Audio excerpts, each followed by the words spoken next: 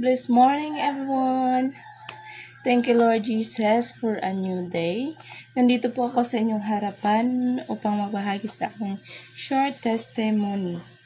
Ito po yung napili ko na Bible verse na aayon sa aking testimony. Ito po.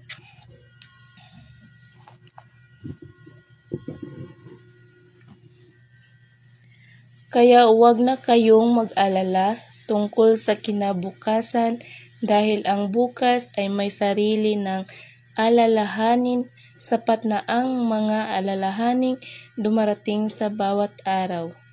Mateo chapter 6 verse 34. Ito po yung napili ko na Bible verse dahil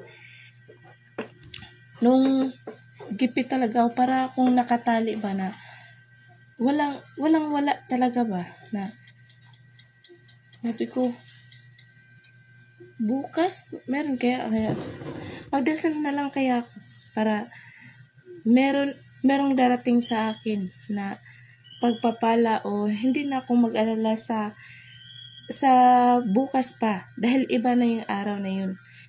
Kasi di dapat ako mag-alala na wala na kami kakainin bukas dahil alam ko na nandyan si Panginoong Hesus upang tulungan ako, kami, pamilya. Dahil pag ikaw nagtiwala kay Panginoong Hesus, hindi ka magdadalawang isip na siya kayang mag-provide sa'yo. Wala. Kasi dapat buong tiwala mo sa Kanya. At isa pa, dapat sundin natin ang kalooban ni Panginoong Hesus. Lahat, anong dapat gawin natin. At dapat tayong magsubsob sa Kanyang salita upang tayo hindi mabahala sa ating kinabukasan. Kaya napaka-bless ko dahil kahit na nakatali na ako ba na walang-wala na talaga ako, nandiyan mga pagpapala na dumating sa akin.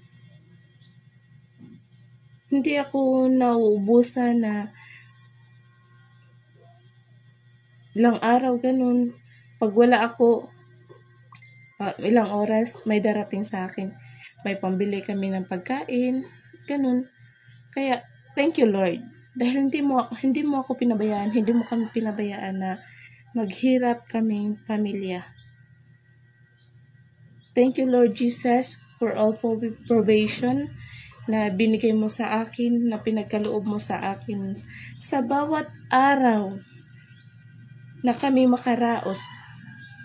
Kaya ikaw lamang po ang aking pupurihin, Panginoong Hesus. Ikaw lamang ang aking itataas, ikaw lamang ang aking sasambahin. Kaya thank you Lord Jesus for all provision. And bye-bye. Thank you everyone.